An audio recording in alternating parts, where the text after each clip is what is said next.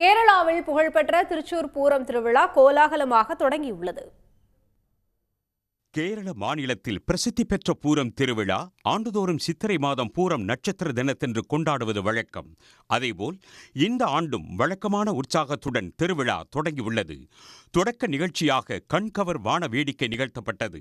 முதலில் திருவம்பாடி கோவில் சார்பாகவும் தொடர்ந்து பாரா மேக்காவு பகவதி அம்மன் கோவில் சார்பாகவும் வான வேடிக்கை நிகழ்த்தப்பட்டது. இரவை பகலாக்கிய இந்த கண்கவர் வான வேடிக்கைகளை ஆயிரக்கணக்கானோர் கண்டு ரசித்தனர். தொடர்ந்து பிற்பகலில் எர்ணாகுளம் சிவக்குமார் யானை தெற்கு நடை வழியாக வெளியே வந்து பூரம் திருவிழாவை தொடங்கி வைத்தது.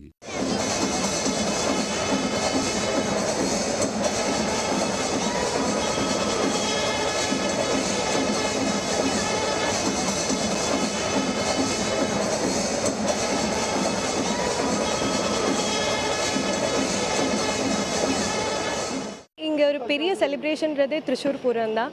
ஏன்னா நிறைய எலிஃபென்ட்ஸ் எல்லாருமே சேர்ந்து செலிப்ரேட் பண்ணுற ஒரு இது. இங்கே மெயினாக ஃபயர் ஒர்க்ஸ் தான் நல்லாயிருக்கும்.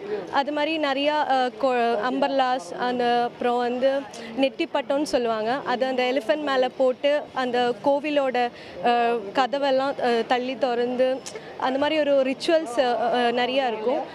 நல்லாயிருக்கும். ஆக்சுவலி எல்லாருமே சேர்ந்து ஒரு செலிப்ரேட் பண்ணுறது. கேரளாவில் இருக்கிற எல்லா ஊர்லேருந்தும் ஆளுங்க பார்ட்டிசிபேட் பண்ணுவாங்க. 2 நாள் நடக்கிற திருவிழா இது. ഇനിയും എനിക്ക് എല്ലാ വർഷവും ഇതുപോലെ തന്നെ പാലിക്കപ്പെടണമെന്നുണ്ട്. அப்படி சந்தோஷமாக இருக்குது. இதுപോലെ യങ്സ്റ്റേഴ്സൊക്കെ ഇപ്പോൾ കൂടുതൽ പൂരത്തേക്ക് വന്നിട്ടിരിക്കുക. ഭയങ്കര ക്രൗഡും ஆனால் പോലും എല്ലാവരും വര. അത് പൂരത്തൊരു വികാരമാനോണ്ടാക്കി എല്ലാവരും വര. நாளை பிற்பகல் வரை பூரம் திருவிழா நடைபெற உள்ளது. இந்த விழாவில் ஆசியாவிலேயே மிகவும் உயரமான யானை என்ற பெருமையை பெற்ற தெச்சிக்கோட்டு ராமச்சந்திரன் பங்கேற்க இருக்கிறது. தனியார் மற்றும் தேவசம் போர்டு மூலம் வளர்க்கப்பட்டு வரும் யானைகள் பங்கேற்க உள்ளன. அலங்கரிக்கப்பட்ட யானைகள் கோவிலை சுற்றியுள்ள 10 கிராமங்களில் இருந்து கோவிலுக்கு அழைத்து வரப்படும். பின்னர் பஞ்சவாத்திய கலைஞர்களின் இசை நிகழ்ச்சியும் குடைமாற்று நிகழ்வும் நடைபெற உள்ளது. தொடர்ந்து பிரம்மாண்டமான வான வேடிக்கையும் நடைபெறும்.